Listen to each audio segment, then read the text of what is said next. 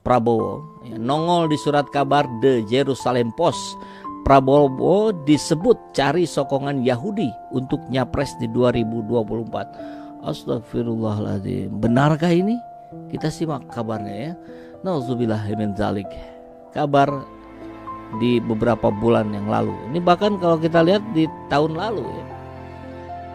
Pengamat politik Ujang Komarudin menilai Menteri Pertahanan RI Prabowo Subianto ingin melibatkan pihak Yahudi dalam upaya pencapresan dirinya pada pemilu 2024 mendatang. Saya kira selevel pengamat politik Ujang Komarudin yang sering warawiri di televisi tentu tidak asal nyablak gitu ya. Dia berdasarkan data fakta yang dia terima.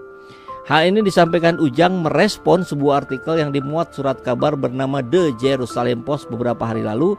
Dalam artikelnya, surat kabar ini mengklaim bahwa Ketua Umum Partai Gerindra itu menjadi aktor utama dalam upaya normalisasi hubungan Israel-Indonesia.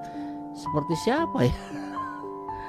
Ada juga beberapa tokoh lain yang kurang lebih sama begini. Selama ini hubungan orang-orang Indonesia dengan Israel sudah lama berlangsung karena orang-orang Indonesia itu punya kepentingan politik untuk nyapres dan lain-lain.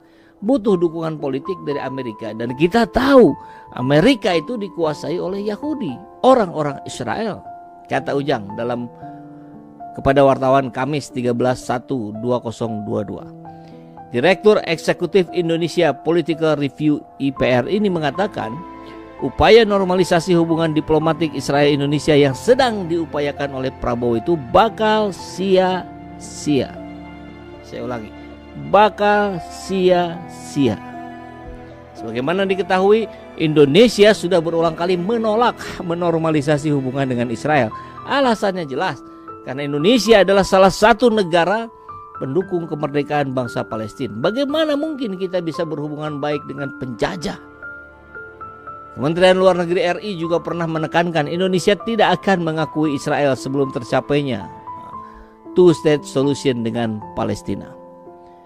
Kendati hubungan diplomatik Israel-Indonesia sukar terwujud, namun menurut Ujang, hubungan Prabowo secara personal dengan orang-orang Israel tetap akan terjalin dengan baik. Wow, mengerikan sekali ini. Kedepannya kelihatan secara formal tak akan ada hubungan bilateral kedua negara, namun secara informal kelihatannya mereka bekerja sama. Nah, itu dia, dalam hal apa kerjasamanya? Kalau menurut Ujang tadi ya terkait pencapresan. Wow. Kalau sudah menggelontor uang dari mereka memang saya kira tidak berseri ya. Atau bahkan sudah. Wallahu a'lam bishawab. Lebih lanjut Ujang mengatakan Prabowo yang menjalin hubungan dengan Israel ini justru membawa dampak buruk bagi dirinya jika masih berniat maju pada Pilpres 2024 mendatang. Iya, memang sangat berniat ya. Sekarang jadilah kayaknya ya Prabowo Gibran tuh tanggal 16 sebentar lagi. Pengumuman MK ya. Hal ini kata dia membuat masyarakat Indonesia yang mayoritas mendukung kemerdekaan bangsa Palestina justru semakin tidak bersimpati pada Prabowo. Dampaknya Prabowo akan dicitrakan negatif di mata publik Indonesia.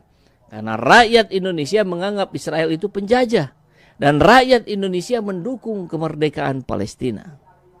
Diberitakan sebelumnya, nama Menteri Pertahanan Prabowo Subianto disorot dalam salah satu media asing yakni The Jerusalem Post dalam sebuah artikel yang berjudul How Agriculture Led Indonesia Defense Minister to Talk Normalization with Israel yang tayang di Selasa 11 bulan 1 2022, setahun yang lalu ya. Dalam artikel tersebut disebutkan Ketua Umum Partai Gerindra itu menjadi aktor utama yang mengupayakan normalisasi hubungan diplomatik Israel dan Indonesia. Bagaimana nih para pendukung Prabowo? Masih mau dukung Prabowo setelah kabarnya seperti ini? Bahkan disebutkan Indonesia dan Israel telah melakukan serangkaian pertemuan dalam beberapa bulan terakhir pada tahun 2021 lalu.